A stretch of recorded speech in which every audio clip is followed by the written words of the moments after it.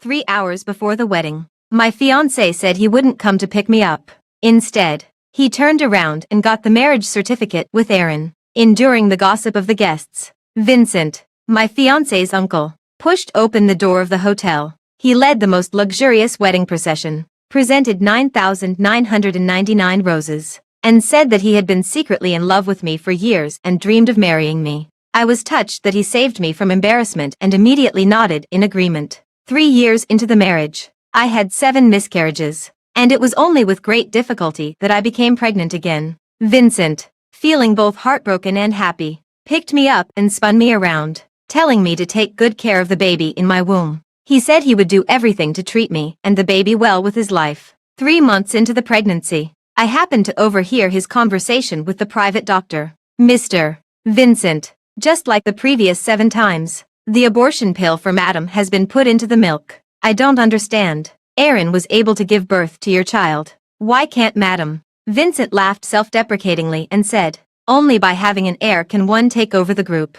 Timothy is infertile. How could I bear to let Aaron suffer in the future? It turned out that those so-called affectionate vows were just a lie. Since that's the case, I'll just leave. Hello, everyone. Welcome to my channel. Subscribe us to read wonderful novels every day. Now the story begins. You're not only giving up the opportunity to become the next chairman of the group, but you're also losing the 7 children you and Madam had, said the doctor. You've always asked me to forge the young master's medical examination report. He still doesn't know that he's infertile. When the child is born in the future, he won't even be able to call you Dad. Is it really worth it? Vincent's expression was affectionate yet melancholy. So what? Since I couldn't let Aaron marry me back then, I'll protect her happiness for the rest of her life. No one can destroy it. Not even the child between me and Frida. The doctor hesitated a bit. But Madam has already had 7 miscarriages. If there's one more, I'm afraid she won't be able to get pregnant again in the future.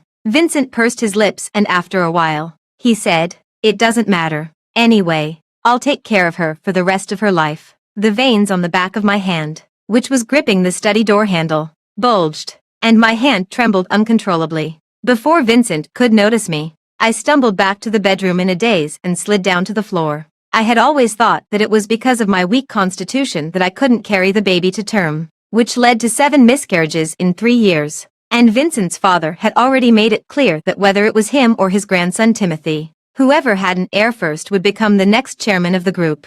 Due to multiple miscarriages in a short period, my body was severely damaged. Even so, I had never complained about anything. Instead, I even felt guilty, thinking that I was holding Vincent back. It turned out that those affectionate vows were just a lie. To prevent me from suspecting, he didn't even use contraception, allowing my health to be depleted time and time again. In his eyes, my body and my dead children were nothing but obstacles on Aaron's path to happiness. Frida, why are you sitting on the floor? Vincent walked into the bedroom and quickly helped me up, looking concerned. It's okay. I just had a bit of morning sickness. He gently stroked my back with heartbroken, trying to make it easier for me to breathe. Wife, you've been through so much. Next time you feel sick from the morning sickness, remember to call me. Don't bear it alone. I'll be heartbroken. You haven't been sleeping well since you got pregnant. When the baby is born in the future, I'll have to spank his bottom hard for not caring about his mother. Here, have a glass of warm milk. It'll help you sleep. Looking at the glass of milk, a pang of pain shot through my heart. Would there really be a next time? Before each of my previous miscarriages, he was like this, either attentively preparing me a midnight snack or personally making a serving of my favorite fruit salad. I thought it was a sign of his love for me, but it turned out to be just the disguise of an executioner. Husband, I don't like the taste of milk. Can I not drink it? Vincent smiled helplessly, but his tone was firm. Frida, don't be naughty. The doctor said that the more you don't like something, it means that's exactly what your body lacks. If you don't sleep well, the baby won't be able to rest either. You love the baby the most, don't you? Be a good girl. For the sake of our baby, husband will feed it to you. He half coaxed and half forced the rim of the cup against my lips, not giving me any chance to refuse. Vincent, are you really that afraid that my child will stand in Aaron's way? Or is it that in your heart, you only want her to give birth to your child? I closed my eyes in despair and drank the entire glass of milk clean. In less than half an hour, the medicine started to take effect. I curled up on the bed in pain, sweating profusely. Vincent had just finished calling the private doctor, and the next moment, he entered the room. Clearly, he had been waiting outside, even though I had experienced it 7 times before. Losing the child again still made my heart ache. In a daze of pain, I heard the doctor say, "Mr. Vincent, Madam's bleeding this time is heavier than in any of the previous miscarriages. I'm afraid her body is completely damaged, and she won't be able to have children anymore." Vincent didn't say anything. With red-rimmed eyes, he held me in his arms. "Frida, don't worry. Even if we don't have children, I still love you. I'll take care of you for the rest of my life." The president, who had been used to having everything served to him since childhood, personally helped me clean up the bloodstains on my body. Afraid that I would feel cold after the miscarriage, he held me tightly in his arms while we slept. Late at night, Vincent, who was sound asleep, mumbled in his dream, "Erin, don't be afraid. I will definitely help you find happiness." The tears that I had held back for so long finally burst out at this moment. At the wedding all those years ago, he also said he would give me happiness, but it was just a lie to pacify me and prevent me from disturbing Erin. I suddenly realized that my marriage all these years had been a complete joke. I sent a text message to my best friend who was abroad. "You said last time that you wanted me to accompany you on a round-the-world trip. I've thought about it, and I'll go to country F to find you the day after tomorrow." Putting down the phone, my lower abdomen still felt uncomfortable, thinking that I had just lost another child, and it was even killed by his own father. My heart ached so much that it was hard to breathe. I locked myself in the bathroom, recalling the bits and pieces of my years with Vincent. I let the tears flow freely. When I stood up, my phone accidentally dropped to the floor. I bent down to pick it up and found that there was something under the sink cabinet, wrapped layer by layer in expensive silk, as if it was extremely cherished. After opening it, I found that it was a thick photo album. It was a photo album containing all of Erin's photos from the age of 15 to her current age of 28. I had seen the cover of the photo album in Vincent's office before, and Vincent was very fond of photography. Although Vincent was Timothy's uncle, he was only a few years older than us. When we were young, he often looked at me and Timothy making a ruckus with a cold expression, as if he was too lazy to participate in the childish games among kids. It was not until the year Erin was 15 that she took the initiative to be friends with me. Without thinking much, since she was always alone, I introduced her to Timothy and Vincent as well. It seemed that from that time on, Vincent began to join our activities and also started learning photography. I thought it was because the young man had changed his temperament as he grew up, but it turned out that he had met the person he liked. Among the photos in the album, only a few were ones that I had seen. Most of them were moments that I hadn't even noticed. Erin's every frown, every smile, every look of anger, even just the moment when she tied up her hair, were all captured by Vincent in his camera. Since we got married, Vincent had never touched a camera again. Once I asked him to take a maternity photo for me, but he said that he had lost his camera and then introduced me to a well-known photographer instead. It turned out that it wasn't lost. It was just that his camera could only hold the person he loved. My eyes were dry, and I couldn't shed another tear. I silently put the photo album back. I bought a plane ticket on my phone and drafted a divorce agreement. Since he loved Erin so much, I would fulfill his wish. The next morning, my eyes were as swollen as walnuts. Vincent was very heartbroken.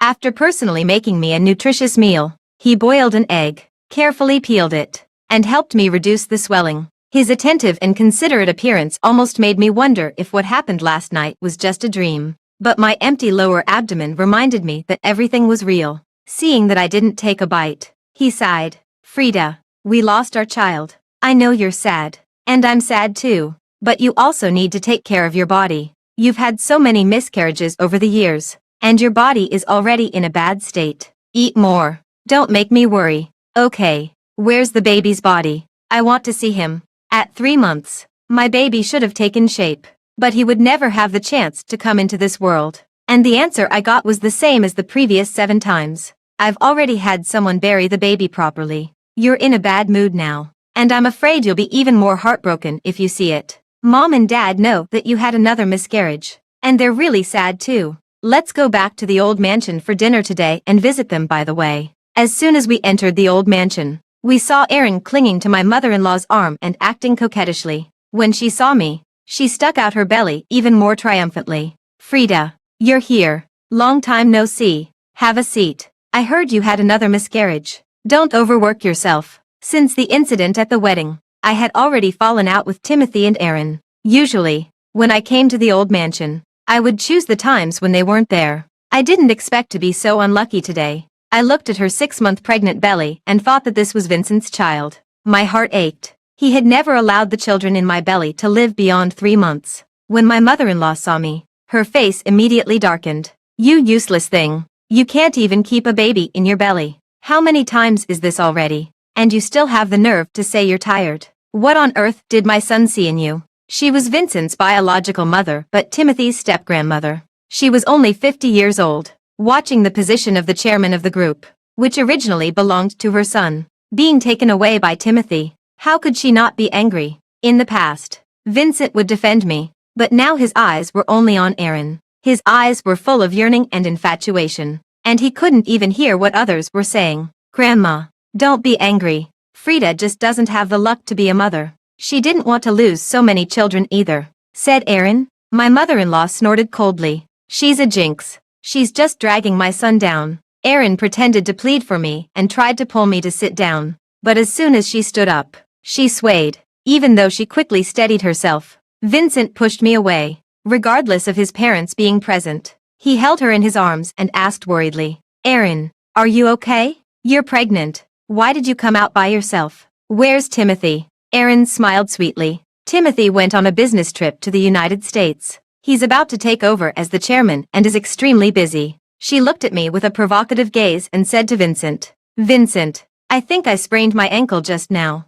It hurts so much. Without saying a word, Vincent picked her up in a princess carry and rushed straight to the bedroom on the 2nd floor. Not even glancing at me, my mother-in-law gave me a meaningful look and sneered. Not only can't you have children, but you can't even keep your man. If Timothy hadn't married Aaron first, would my son have taken a fancy to you? You still have the nerve to eat. Go upstairs. I lose my appetite just looking at you. I had always known that my mother-in-law didn't like me. She thought I was a woman that Timothy didn't want but had pestered her son, bringing shame to Vincent, and because of my several miscarriages, she disliked me even more. But since she was Vincent's mother and I also thought it was my fault for not being able to carry the baby, I felt guilty. Moreover, Vincent would say a few words for me, so I endured it every time. But now, Vincent was too busy caring about Aaron. How could he still think of me? For a moment, I really wanted to tell the truth, but in the end, I gave up. Since I had already decided to leave,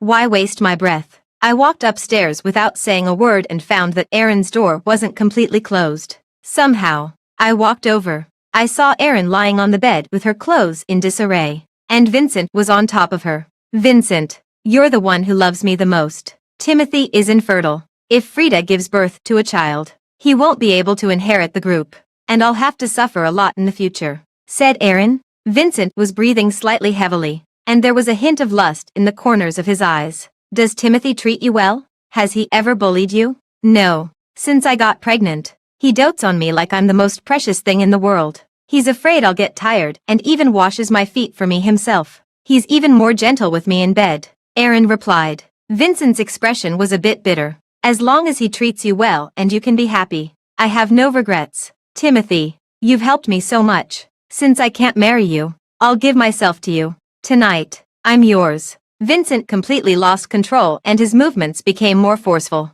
The two of them rolled together frantically. I had never known that Vincent, who was always cold and self-restrained, could also lose his mind like this. Tears streamed down my face, and I returned to the bedroom. Vincent didn't come back all night. The next day, he looked at me apologetically. Frida, I originally wanted to go back and accompany you last night, but Mom kept me talking all night, and I really couldn't get away. I didn't expose his lie and turned around to wait for him at the door. A bucket of swill with leftover food was poured over my head. Aaron suddenly appeared in front of me, still holding the swill bucket in her hand. Frida, wasn't it nice to see Vincent being crazy on me? She said with a provocative smile. So she had left the door open on purpose. The taste of a miscarriage isn't pleasant, is it? But you won't have that worry anymore. After all, you can't have children anymore. You even had the audacity to get pregnant again and again, trying to snatch the position of the chairman's wife of the Brown Group from me. Stop daydreaming.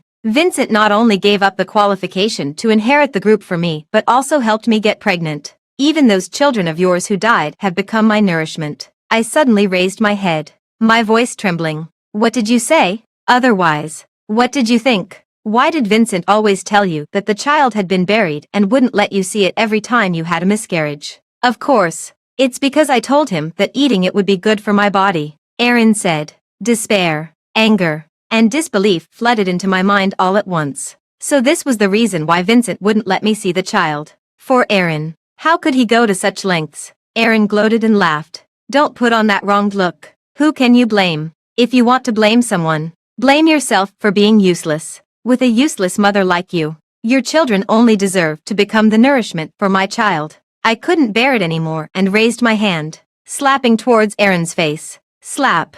The slap didn't land on her face. Vincent pulled Erin behind him and took the slap for her. He pushed me to the ground forcefully and said angrily, Frida, what are you doing? Erin cried pitifully. Vincent, I just wanted to comfort Frida and told her not to be sad about the child. But she was actually jealous of my pregnancy and said that I stole the position of the future chairman's wife from her. She wanted to pour the swill on me. I instinctively pushed her away. I didn't mean to do it and already apologized to her. But she wanted to hit me and said that she must make me have a miscarriage. Before I could explain, Vincent looked at me with a dark face. Frida, I never knew before that you were such a vain woman. You couldn't keep the child. That's your own fault. Why take it out on Erin and let down her kindness? Don't covet things that don't belong to you. Apologize to Erin quickly. I'm useless. Heh. I looked at his face and suddenly felt as if I was looking at a stranger. Vincent, tell me, where did you send the bodies of my dead children? Vincent frowned. Of course, they were buried.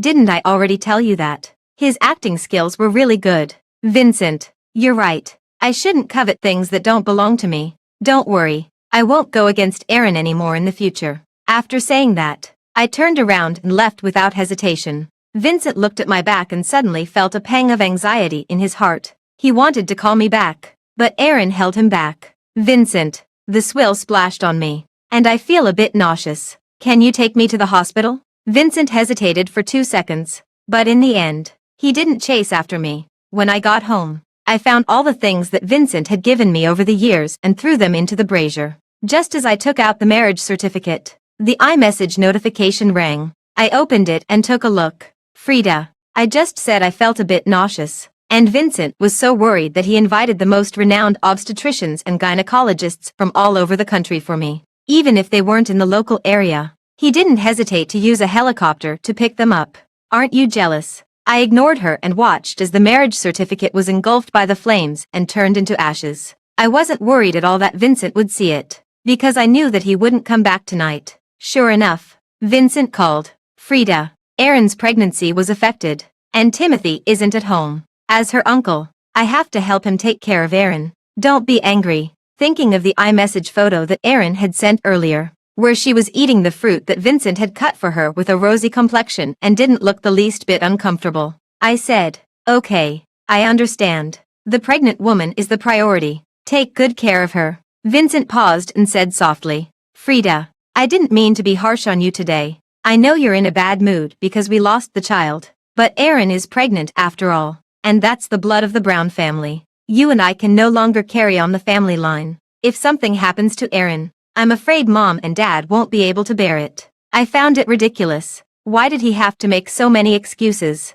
Stay at home obediently. Tomorrow is your birthday. I've booked the best hotel and also prepared a surprise for you. I'll come back to pick you up tomorrow morning. Until noon the next day. Vincent still hadn't come back. I placed the signed divorce agreement on the table and set a timed sending for a recording file. The recipient was Vincent. After doing all this, I carried my luggage and went to the airport. As soon as I arrived at the airport, Vincent called again. Sorry, Frida. Several business partners suddenly came to the company to discuss the clothing cooperation for the next quarter, and I really can't get away. I'll ask my secretary to pick you up and take you to the hotel. Didn't you always want me to design a dress for you? I've already designed it for you. You'll definitely look great in it later. Okay. After hanging up the phone, my gaze fell on 2 girls beside me. They were looking at photos on their phones and said enviously, God, I can't believe that President Vincent is not only handsome but also designs such beautiful maternity clothes.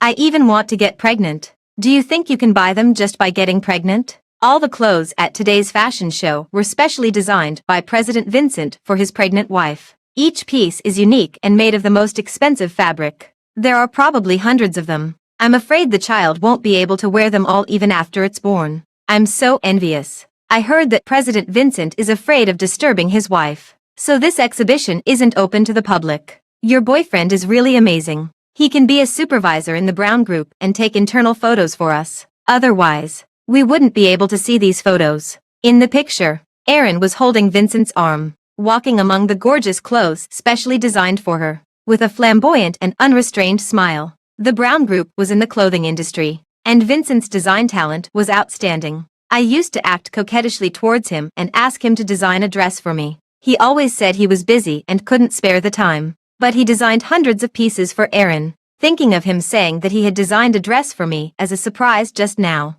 With that tone of seeking credit, I felt it was ironic. It was time to board the plane. I turned off my phone and boarded the flight to a foreign country. After Vincent accompanied Erin to choose the clothes, he went to the hotel for the birthday banquet. He thought that Frida would look like an angel when she appeared in that dress. But he didn't wait for Frida. Instead, he waited for his secretary, who looked flustered. Mr. Vincent, something's wrong. Madam is missing. Vincent looked at the dress that he had asked his secretary to send, which was brought back untouched. He didn't understand what he meant for a moment and frowned, saying, "What do you mean she's missing? Isn't Madam at home?" "I'm afraid it's not just that she's not at home." The secretary handed him the divorce agreement with a complicated expression. Vincent was stunned. Before he could speak, Erin walked over, holding her belly. Seeing the divorce agreement, she sneered. "Frida is really funny. How old is she? She's still playing this breakup game. Does she think she's a young girl?"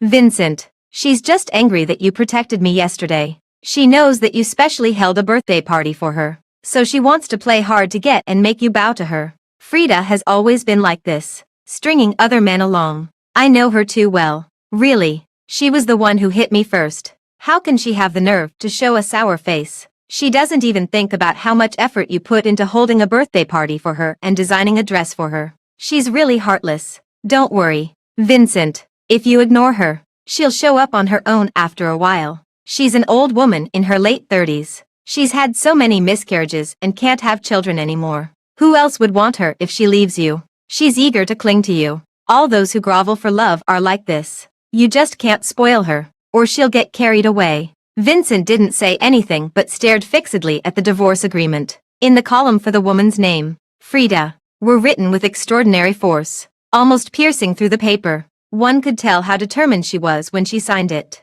He knew Frida. She would never joke about such a thing. Shortly after they got married, Frida became pregnant with his first child. At that time, he was sitting on the sofa with Frida, scrolling through videos. They came across a video where a girl would threaten her husband with divorce every time they quarreled, and the boy would obediently admit his mistake. Vincent looked down on such a method. He hated being threatened by others the most. Frida then said to him seriously, "Vincent, since I married you, I will never say divorce easily, but if one day I do say it, it means that I really want to leave you." At that time, he was only thinking about how to get rid of the child in Frida's belly because Erin had come to him crying, saying that Timothy was infertile and that if he couldn't become the chairman of the Brown Group, she would suffer. So he didn't take those words to heart. Now that he thought about it, Vincent couldn't stop feeling anxious. After Erin finished speaking, the guests around also showed mocking looks. Those mocking looks were not aimed at him but at Hannah,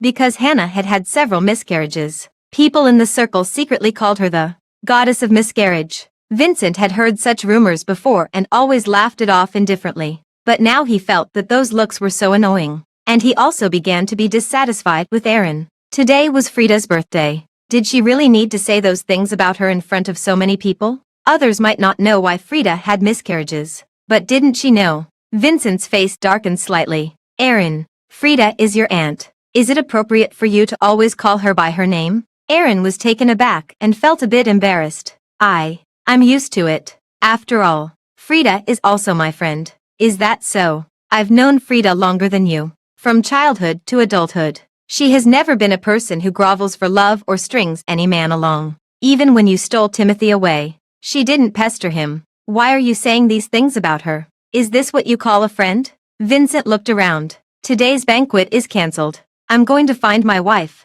You can all do as you please. Aaron quickly grabbed him and used the same old trick. Vincent, I'm not feeling well in my stomach. Don't leave. Vincent, who had always given in to her every request, didn't buy it this time. He had always thought that Aaron was a delicate flower who needed his protection. But her words just now had completely subverted her image in his heart. Vincent pulled his hand away and said indifferently, "If you're not feeling well, go see a doctor. Timothy should be back from abroad today. You should ask your husband to accompany you. After all, I'm your uncle. I've done everything I can for you. From now on, you and Timothy can go your own way. It's over between us. I'm going to find Frida now. Also, I don't want to hear those words again in the future. Don't take advantage of Frida and then slander her. You'd better think carefully about what you do." After saying that, he left without looking back. As soon as he got home, the private doctor called him. "Mr. Vincent, wasn't the fashion show you held for Aaron private?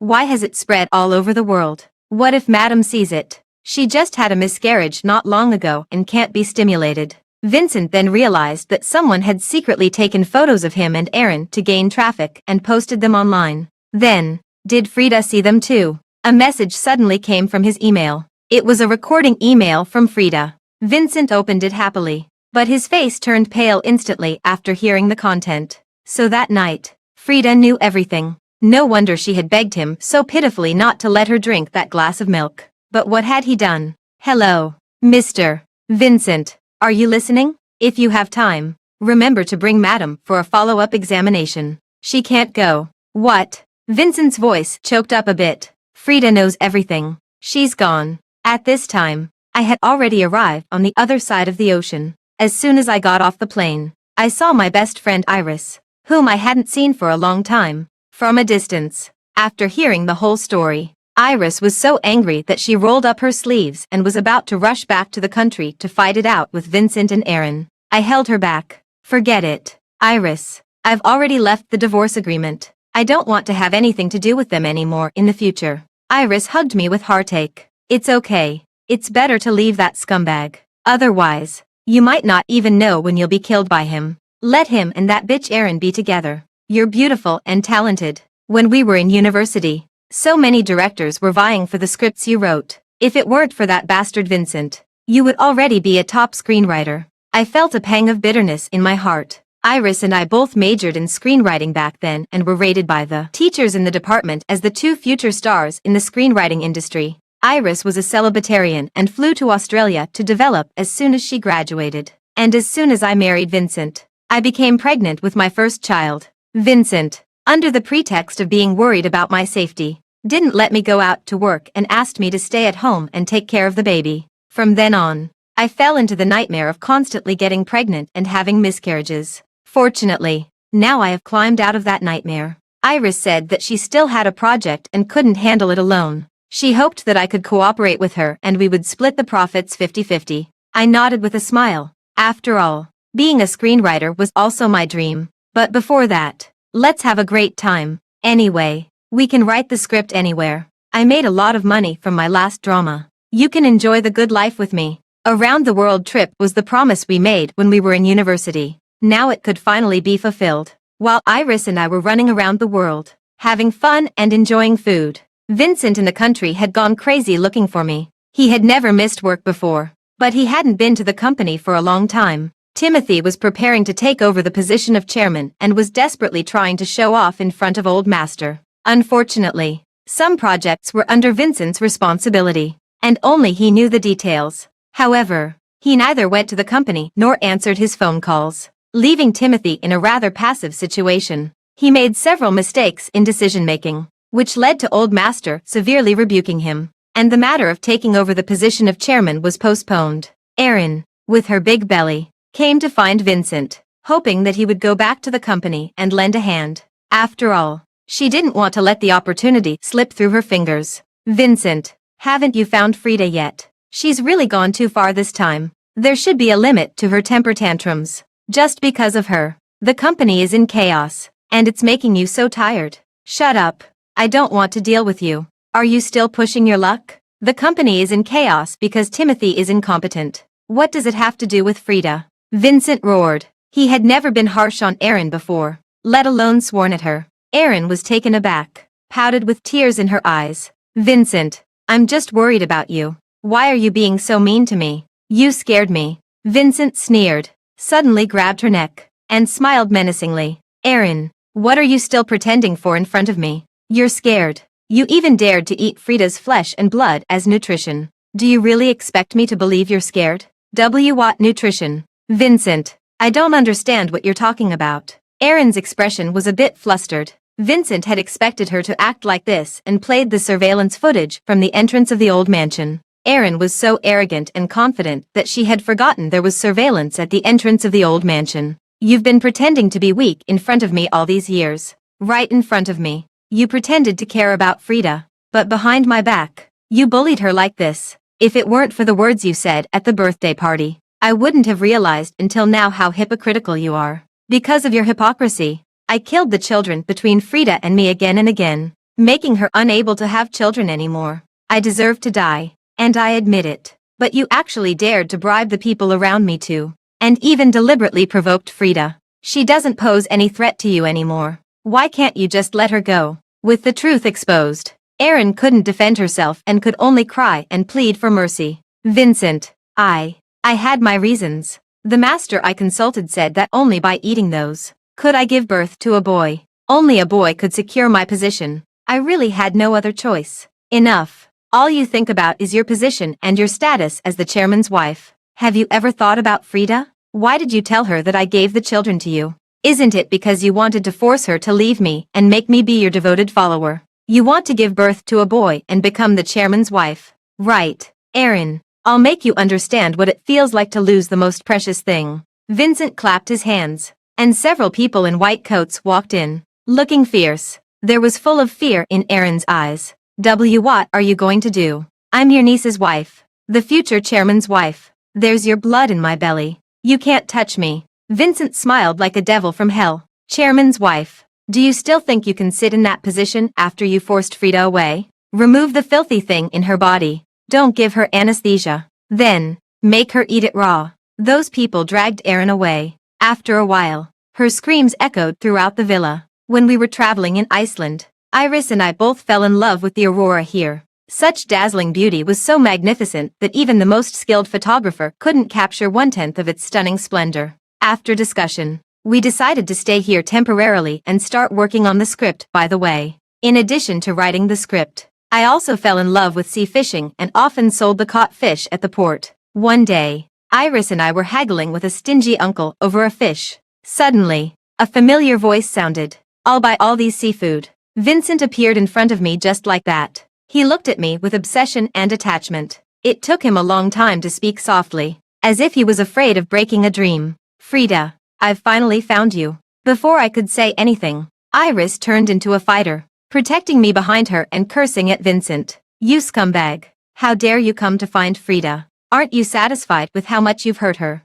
Get lost. We'd rather feed these things to the dogs than sell them to you. Vincent, who cared so much about his face, didn't retort even though he was severely scolded. He looked at me with guilt and pleaded. Frida, I know I'm a beast. I'm sorry for you. Can we talk alone? I said indifferently. Vincent, the relationship between you and me is no longer the kind where we can talk alone. You don't need to apologize to me. Go back. Vincent stubbornly shook his head. No, Frida, I've finally found you. How can I let you leave me again? I haven't signed the divorce agreement, so you're still my wife. Iris was so angry that she wanted to rush over and slap him, but I stopped her, not wanting to dirty her hands. I looked at Vincent and sneered sarcastically. Then what do you want? Do you want me to go back and continue being your wife? Vincent, I've lost 8 children and can't get pregnant anymore. I can't provide nourishment for your Erin anymore. She should have given birth to your child by now. Why are you still me?